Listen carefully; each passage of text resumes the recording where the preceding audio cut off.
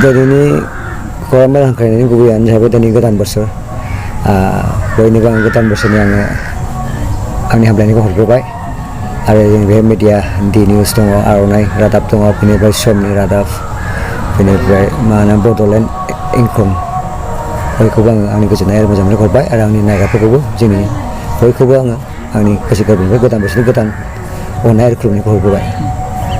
आं दिनै एक्सुवेलि जोङो गोदो जों फरायनानै मोनदोंना बोथोरा थाङो हालो दैलोना दिना थाङो खोन्दो खोन्दो बा आं बुंनोसै दिनै जोंनि बोसोरा थांदों एखेबारे आलो आलो गोदान बोसोरा फैदों एखेबारे खोन्दो खोन्दो गोजामा थांदों आलो आलो नाथाय बे गोदान बोसोरा थांगोन गोदान बोसोरा फैगोन नाथाय जोङो जुदि गोसोआव जोंनि जिबन जुदि गोदान जायाबा गोदान साननाय गोदान मावनाय जुदि जों सोलायाबा बे गोदान बोसोरा थांगोन फैगोन बे फाराग गैया आरो दा बेनिखायनो आं बे गोदान बोसोरजों आं बेखौसो बुंनो सानदों दिनै जोंनि हारि हिसाबै आं बार बार आं बेखौ बुङो एसे ससियेल वार्कार हिसाबै दा बेखौ सोरबाफोर कमेन्ट हरदो ससियेल वार्कारा मालानिफ्राय ससियेल वार्कार नाथाय आङो 30 इयार्स आङो 1994निफ्रायनो आं बाहेरायाव थानाय मानसि 20 बोसोर आङो आसामनि बाहेरायाव थादों आरो दा आसामावहाय 10 बोसोर 30 बोसोर माने जोङो मबा डिजास्टार जानाय बा गरिबफोरखौ सहाय होनायखौल' जोङो ससियेल वार्कार होनना दा जोङो दिनै गोबांथार समस्याफोर जों प्रब्लेमखौ सल्भ खालामनाय बा सोरनिबा जिबनखौ माबा खालामनाय बे मोजां मोनसे स्पिरिचुवेल आरो फिजिकेल बेबायदि रोखोमनि ससियेल वार्कार बायदि जोङो मावबोयो दा बे जेखि जाया बे आंनि टपिक नङा दा बेखौल' आं खावलायनो सानबाय बे गोदान बोसोरजों लोगोसे जोंनि एखेबारे बर'आ खौसे जानांसिगोन नङाबा जोंनि बे फैगौ बोसोरावबो जोङो एखे थाबाय थायोब्ला जोंनि बर'आ मालाबाबो जों एखे जानो हानाय नङा आं मोनसे बुंनो सानदों जोंनि लकसभाबो फैसिगौ जोंनि बे क'क्राझार लकसभा बेनिफ्राय जोंनि दरं उदालगुरि लकसभा बेयाव जुदि जोङो जोंनि गेजेरनिफ्राय सोरबा मोजां एखेबारे गेजेरावनो सिगां मावबोखानाय बा गोदानैबाबो बा एक्जिस्टिंबाबो जायखिजाया सासे जोङो क'क्राझारबो होबाय आरो उदालगुरि दरंआवबो होबाय बेबायदि सानै जुदि जों खालामनो हायोबा माबा मोनसे जों गोदानखौ जों मावनो हागोन आं साननो हायो आरो मोनसे खोथाखौ बुंबावनोसै थांनाय जेब्लानाखि जोंनि बे बिटिसिनि जेनाखि इलेक्सननि रिजाल्टआ मैया बायदि मोन्दों आं दिनै बायदियाव आंनि प्राइभेट पेजाव आं होदों आं ओरैबायदि बुंदों मैयाथ' जोङो रिजाल्टखौ मोनबाय नाथाय मोननै पार्टियाबो मेजरिटि नङा दा जोंनि बिपिएफनि आरो जोंनि इउपिपिएलनि आं बेखौ ओरैबायदि बुंदों फै जों परिबर्तन होनाया बेसो जों एखेबारे ज' जानानै एखेबारे सोलायनानै खमा होलायनानै जोङो दिन्थिनि बिदा फंबाय ज' जानायखौ आं ओरैबायदि बुंदों नाथाय जों मोननै पार्टिनि बिपिएफनिफ्राय जेनाखि खर' आरो इउपिपिएलनिफ्राय जेनाखि खर' जोंनि बिदा गेदेर हाग्रामा महिलारिखौबो जों दोननाय नङा आरो इउपिपिएलनि खर' फंबाय प्रमद बर'खौबो दोननाय नङा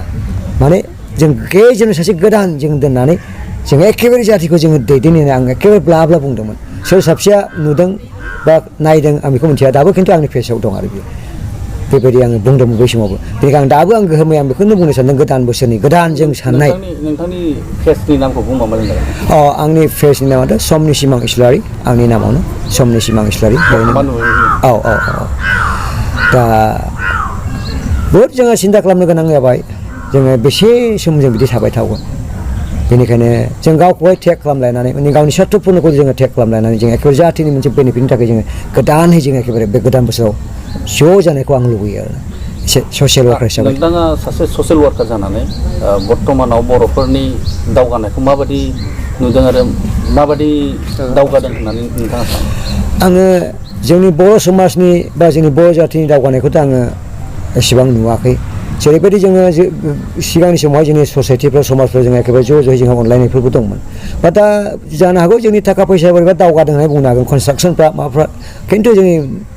एक्सुवेलि दावगानांगौ जोंनि जाथि हिसाबै जों ज' जानांगौ बा अनलायनायजों हेफाजाब होलायनानै मोनसे मरेलिटिनिबो थाहैबाय खोथाना मोनसे एखेबारे खौसेथिनि थाहैबाय अनलायनायनि खोथा थाहैबाय बे लेभेलाव नायोब्ला जों एखेबारे सा माबा मोनसे अभारनाइट माबा जानाय बेफोरखौथ' दावगानाय बायदि होनदों आरोखि मानसिफ्रा खिन्थु बास्तबाव जोङो दावगायाखै आरो बेखौ आं बुंनो सानो आरो दिनैहाय जोंनि जेनाखि गोबां लाइमोनफ्रा बिदेशाव बा जोंनि जायगायावबो माबा मोनसे बुथारजानाय बा माबा मोनसे बेबायदि जादों दा जुदि जों बेखौ सिन्था खालामोब्ला सोरनिबाफोर नोजोरा जोंनाव ओरैबायदि गाज्रि जागासिनो दङ माबोरैबा मा खालामनो हागोन धंस खालामनो हागोन दा बेफोरखौ जोङो हमथानो थाखाय आङो खावलायदों जे जोंनि बेसेबांनाखि जोंनि बर'फोरनि आफादफोर दङ बे आफादफोरनि दैदेनगिरिफोरखौ मोजाङै सिन्था खालामनानै जोंनि लाइमोनफोरखौ मोनसे थिग लामायाव लाबोनानै बेखौ जों सिन्था खालामनानै जुदि हमथानायनि बा फोरोंनायनि जुदि राहा लामा लायाबा उनावहाय बांसिन जालांगोनखौ जोङो नुनो मोनो जाहैबाय बेनिखायनो आं खावलायदों जाहैबाय बे गोदान बोसोरजों जों गोदान जानानै जेसेबांनाखि जोंनि एखेबारे जोंनि बर'नि मोनसे दैदेनगिरिफोर दं बा मोनसे मा होनना बुङो अर्गानाइजेसन बा जिखुनु मोनसे कमिटि दं लिडार्सफोर दं बिसोर एखेबारे गोख्रोङै मोजाङै गोदान बोसोरनि गोदान साननानै जोङो खौसे मावोब्ला जोङो निस्सय जोङो मोजांखौ जों मावलांनो हागोन आं बेखौनो खावलायदों जाबाय एसे ससियेल वार्कार फै जों दिनैहायबो जों ज' जादों बे गोदान 2024